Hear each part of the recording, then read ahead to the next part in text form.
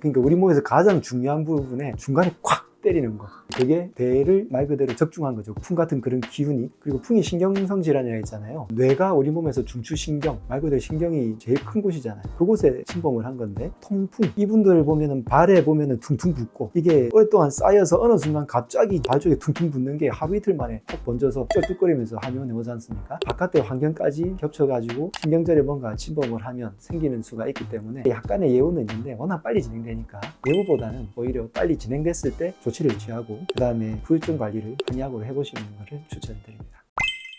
원장님, 네. 최근에 봉화지겸으로 오신 분 있잖아요. 네. 그분 상담하실 때 원장님이 봉화지겸이 풍의 일종이라고 하셨는데 저는 통풍만 알고 있었거든요. 통풍, 그리고 아마 중풍 이런 말도 들어보셨을 건데 맞아요. 그게 다 풍이라는 글자가 붙잖아요. 이 풍은 한의학에서 신경성 질환 혹은 좀 급박하게 진행되는 질환들을 다 풍이라고 해요. 바람풍이라는 걸로 어릴 때 들어보셨죠? 한자 공부할 때. 바람이라는 게 특징이 어때요? 막 이렇게 치잖아요. 근데 바람이 봄바람은 살랑살랑 불고 태풍이라든지 이런 것들은 막 휘몰아치잖아요. 이런 것들을 비유를 해서 한의학에서는 몸 신체에 있는 기운들을 설명하려고 했던 거거든요. 그래서 풍이 살랑살랑 불어요. 그럼 몸에서 찌릿찌릿하는 이런 현상이 나타날 때가 언제죠? 몸살 감기일 때.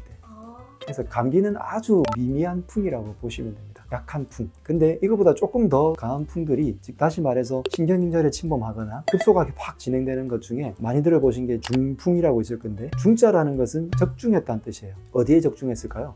그러니까 우리 몸에서 가장 중요한 부분에 중간에 콱 때리는 거, 그게 대를 말 그대로 적중한 거죠. 풍 같은 그런 기운이. 그리고 풍이 신경성 질환이라 했잖아요. 뇌가 우리 몸에서 중추신경, 말 그대로 신경이 제일 큰 곳이잖아요. 그곳에 침범을 한 건데 두 종류로 보통 나누죠. 뇌혈관이 터지거나 혹은 막히거나 뇌출혈이거나 뇌경색이거나. 그래서 중풍이라는 명칭이 많이 쓰였는데 요즘은 뇌경색, 뇌출혈을 구분하는 경향이 있다 보니까 이 두 가지를 좀 구분해서 이야기하긴 합니다. 그런데 또 중간에 조금 전에 말씀하신 것처럼 통풍, 이분들 보면은 발에 보면은 퉁퉁 붓고, 이게 오랫동안 쌓여서 어느 순간 갑자기 발 쪽에 퉁퉁 붓는 게 하루 이틀 만에 확 번져서 쩔뚝거리면서 한의원에 오지 않습니까? 이런 것들도 통풍이라 그러는데 사실 신경을 많이 건드리죠. 이런 동의보감 같은 책에서는 역절풍 혹은 백호 역절풍 이렇게 불렀어요. 백호, 하얀 호랑이가 무릎 것처럼 그 정도로 아프다라는 뜻으로 불렀는데, 그런 풍도 있고요. 그 며칠 전에 오셨던 그분은 봉화지겸인데, 봉화지겸은 세균이 피부 조직 안쪽으로 침범을 해서 주로 다리에 많이 생기는데, 이 상태가 마치 풍처럼 번져나가기 때문에 그래서 제가 풍의 일종이다라고 말씀드린 거고요. 파상풍이라고 비슷한 게 있어요. 파상풍은 어디에 찔려서 말 그대로 감염이 일어난 거죠. 감염이 일어나면 이게 또 빠르잖아요. 그래서 감염성 질환도 풍의 일종입니다. 또 하나 많이 들어본 풍이 하나 있을 거예요. 와사풍, 구완와사라고 부르긴 하는데, 얼굴에 있는 신경이 이렇게 지나가는데요. 이 신경에서 여기에 감염이 일어나면 쫘라락 신경이 감염되면서 위쪽에서 많이 감염되면 눈이 안 감기고, 아니면 눈이 감기기만 하고, 둘 중에 하나. 또 중간 부분, 아랫부분에 감염이 생겨서 신경이 마비돼 버리면 입이 실룩실룩 하면서 안 움직여서 침이 주르륵 흐르고, 한쪽에서의 신경이 힘이 없어지니까 얼굴이 돌아가 버리는 그런 상태를 얼굴이 돌아가니까 와사, 한쪽으로 기울었다, 이런 것도 풍이에요. 이렇게 종류가 풍이 굉장히 많죠. 이런 증상들 중에도 대상포진도 있네요. 대상포진도 신경절 침범에서 주르륵 갔다가 또 한 일주일 만에 쑥 가라앉아서 그 다음 또 후유증이 남잖아요. 그래서 이런 상태를 보통 풍을 이름을 붙입니다. 근데 이런 질환일 때는 뇌 쪽의 풍은 좀 급속히 진행되고, 또 이런 신경절에 침범을 해서 얼굴이 돌아가는 것은 하루 이틀 만에 갑자기 일어났는데 침이 주르륵 흐른다든지 양치질 하는데 왜 한쪽에서 물이 새지? 밥 먹는데 뭐 떨어지지 하면서 아시거든요.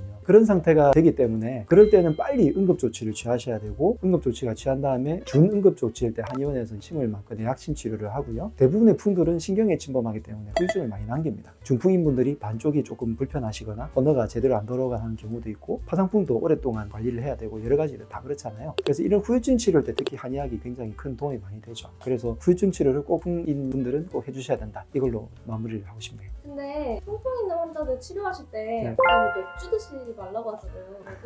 통풍을 일으키는 주요 요소가 퓨린이라 그러는데, 이게 맥주에 많아요. 요산을 많이 만들죠. 그래서 이런 퓨린이 많은 음식들, 동물성 내장, 맥주 이런 데 많이 생기기 때문에 맥주를 많이 먹는다고 생기진 않지만, 이런 게 많이 생기시는 분들은 맥주를 먹었을 때 급속하게 많이 생기니까 좀 살펴봐야 되죠. 그럼 이거는 전조 증상 이런 게 없어요? 전조 증상이 이상하게 욱신욱신 쑤셔요. 특히 관절 제일 말단이 발가락 끝, 발 뒤꿈치, 복숭아뼈 이런 부분들이잖아요. 간혹 이런 팔꿈치에 생기는 분들도 있긴 한데, 그런데 쌓이고 쌓이다 보니까 욱신욱신 거려요. 그래서 압니다. 아는데 이제 자꾸 무시하죠. 그냥 어디 다쳤나? 뭐 삐었나? 이러면서 무시를 하는데 진짜로 통증이 왔을 때 그때부터 좀 알게 되고 그때 검사를 해보면 요소 수치가 어떻다 이런 걸 통해서 알 수 있고 이런 풍들은 진짜 제가 재수없다는 표현을 드리는데 건강하게 보이는 분들도 어느 날 내가 스트레스와 기운이 없는데 바깥의 환경까지 겹쳐가지고 신경절에 뭔가 침범을 하면 생기는 수가 있기 때문에 약간의 예우는 있는데 워낙 빨리 진행되니까 예우보다는 오히려 빨리 진행됐을 때 조치를 취하고 그 다음에 후유증 관리를 한의학으로 해보시는 것을 추천드립니다. 그러면 한방에서는 풍 치료를 어떤 식으로 하는 거예요? 통풍이든 중풍이든 뭐 이런 풍들일 때 이쪽에 관련된 강력한 후유증을 치료하는 약들부터 그 전에 중급 장대일 때의 약들까지 있어요. 저는 그런 한약이라든지 약침 치료 이런 것들을 통해 가지고 단계에 맞게끔 치료를 하라고 하고 지금 환자들 중에서도 통풍으로 오래 관리를 하시는 분들 재발이 거의 없다고 하시고요. 봉화지경을 오신 분들도 많이 낫고 염증 치료를 하니까 날씬해지기도 하고 그리고 중풍은 요즘은 환자분들이 좀 적긴 한데 중풍 후유증으로 몇 분이 오시잖아요. 그런 분들도 신경의 회복이 굉장히 빨라지니까 오래된 와사풍인 분들도 3개월이 지나면 신경이 굳어버려요. 그런데 3개월, 6개월, 1년, 2년 되신 분들도 가끔 오셔서 약침 치료를 하면 신경이 조금은 편안해져서 얼굴의 좌우의 균형이 좀 맞아지는 그런 경향이 있으니까 어쨌든 치료는 꾸준하게 관리하시면 관리하신 만큼 치료하신 만큼 더 도움이 되는 것 같습니다. 그러면 그때 오셨던 네. 봉화지경 환자분한테도 네. 생활관리 좀 잘 하라고 관리 잘 해드리면서 치료할 수 있게 도와드리고 네. 싶어요. 그렇게 해주세요. 네, 감사합니다.